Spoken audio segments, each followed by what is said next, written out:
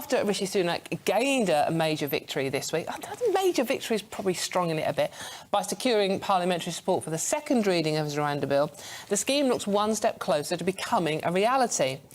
But many still believe the policy will do nothing to stop people smugglers or stop the boats, as Sunak claims the scheme will. And it's been branded a gimmick, hasn't it, basically? An expensive one at that. Now, joining me now is political commentator Lettice Bromovsky and former Labour MP Simon Danchuk.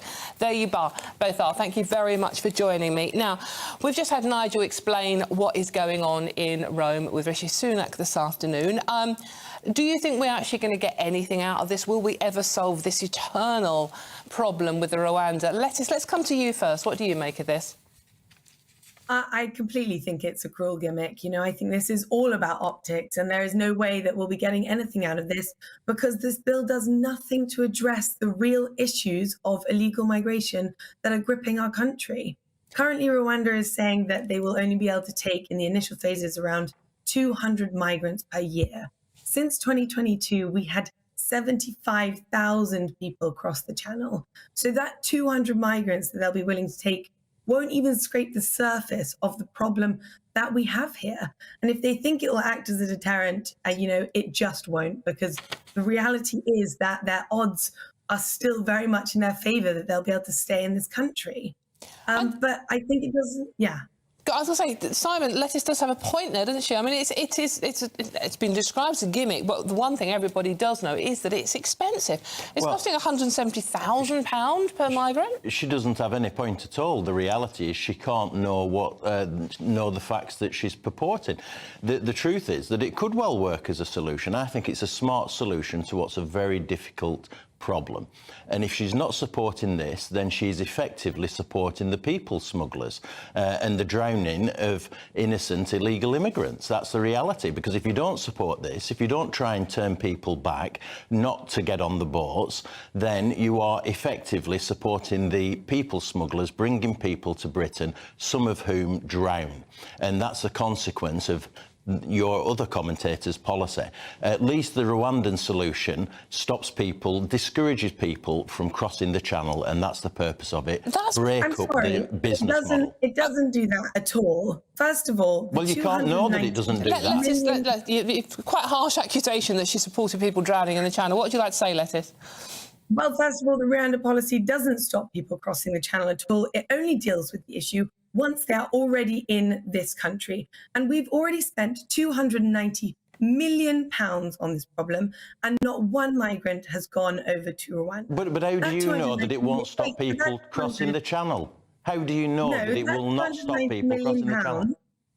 The £290 million could have been spent instead on creating an elite workforce to go and track down these gangs, track down these people, so that they can no longer start putting them into boats. That would have been well. You're not answering the point. How do you know that it will not discourage people from crossing the channel?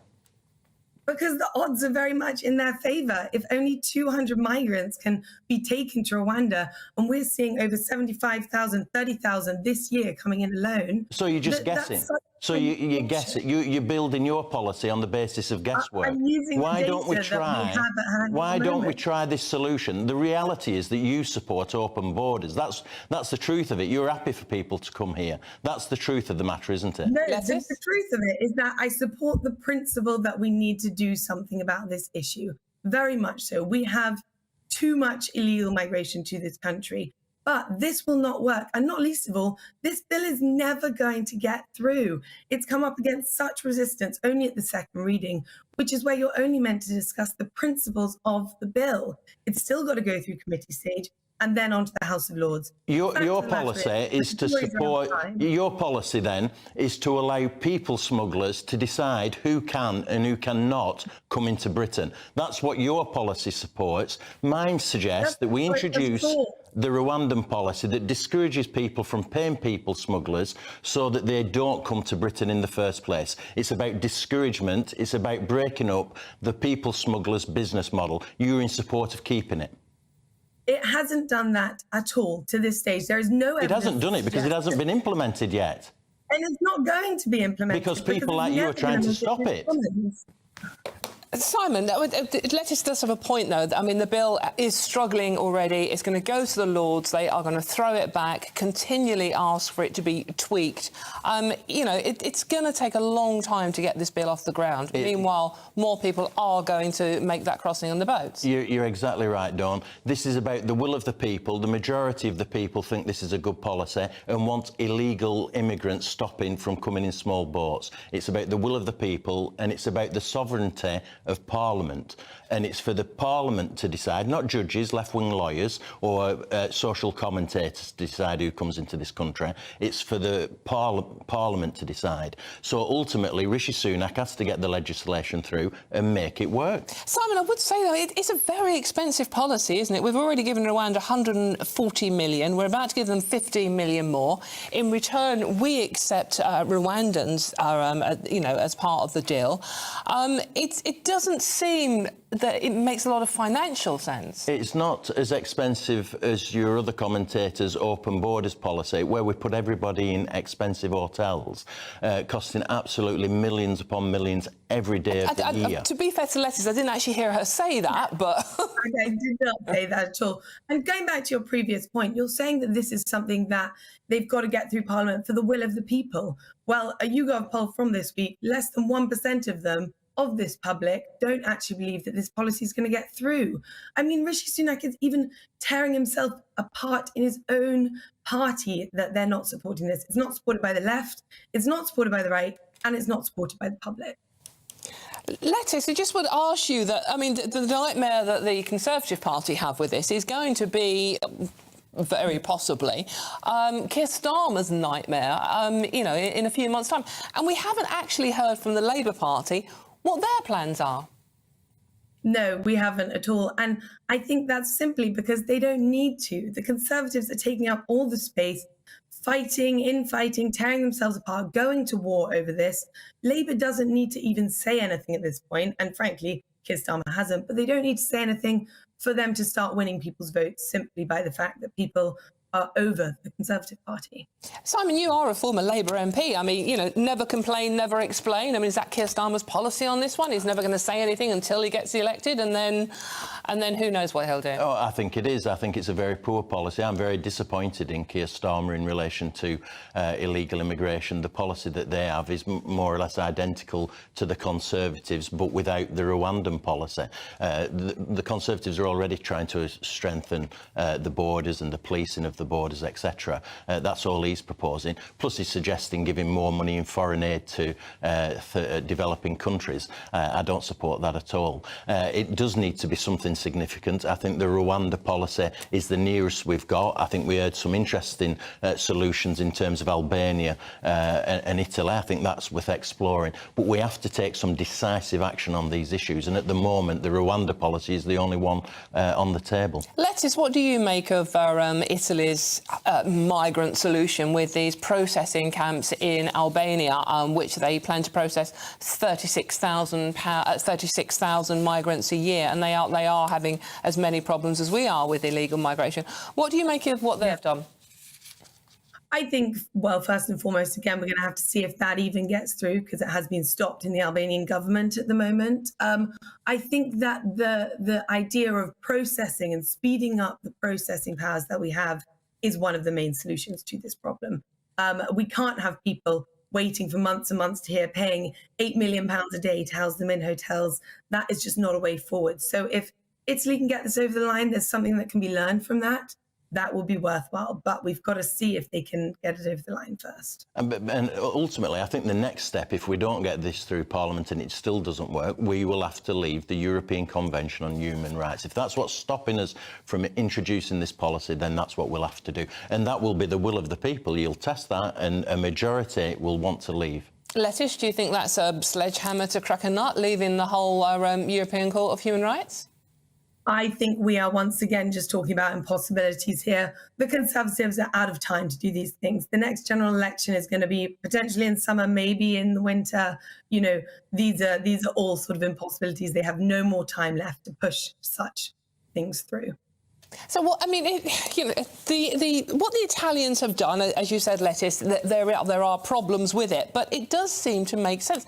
So Simon, why can't we just do something like that? It seems to be legally more accessible than the Rwanda plan.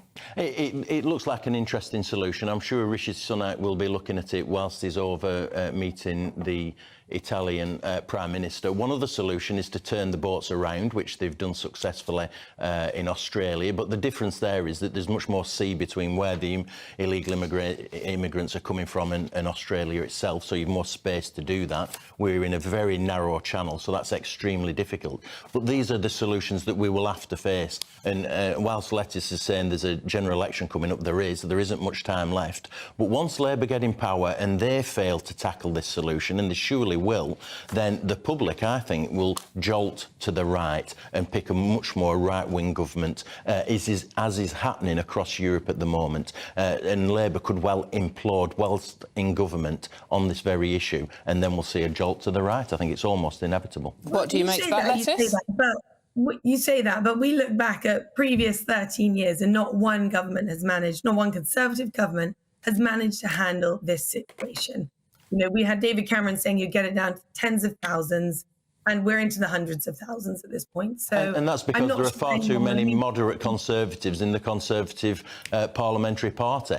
And if there were some more enthusiastic about tackling this issue, then they would have been more successful at tackling it. But they haven't been. You're absolutely right.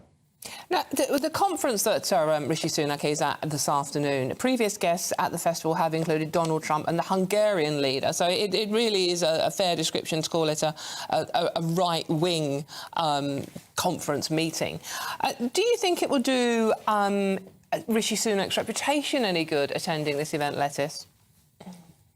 I mean, he's the leader of our country. He must attend these sort of international events. I don't think that it will do his reputation any damage to be attending these events. Like you say, we want to be working with these other international leaders on how they're going to handle this situation. So I think it's a good thing that we're trying to learn from our partners.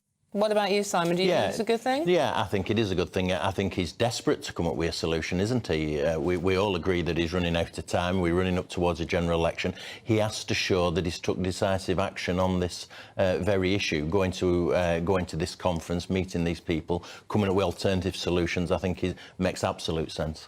There was just one final point. We are running out of time, unfortunately. I just wanted to say there was a report, I think it was earlier in the week, from the camps in Calais, where they were interviewing again, I have to say, entirely young men who were determined to get to the UK. Lettice, I mean, you know, you're accused of being racist if you say, yeah, but a lot of them they're financial migrants rather than genuinely seeking asylum. What do you say to that argument? I mean, they were saying that the Rwanda, echoing your sentiments, actually, they were saying that the Rwanda deal wouldn't put them off trying to get to the UK. Yeah, I think actually the solution to those sort of problems is much like we have agreed with Albania, where you can deport people very quickly who are not meant to be there and who are not asylum seekers and send them back to where they came. That's a plan that I think's worked really well, and I think it would do the government well to set up similar plans with other countries. But you can't deport them easily because they throw the passports away unless you have a Rwandan solution where you can then return them to a third country because they throw the passports away. That's the solution. You're absolutely right. The majority of them are illegal economic migrants. Yeah, I mean, that is... Do you agree with that, Lettice? I mean, do you agree that most of them are economic migrants? Of the people coming over, I do believe that, yeah. I do think that they are. And I think that again, comes down to our ability to process them and to move these things along faster. Because right now we're spending millions housing them in hotels or on the Bibi Stockholm or places that are just not suitable for this long-term housing. Yeah, I think the one thing we can all agree on is the fact that it's costing us a lot of money, whatever solution we try to find for it. That's Simon Danczuk and Lettice Bromovsky there. Thank you very much for joining me this afternoon.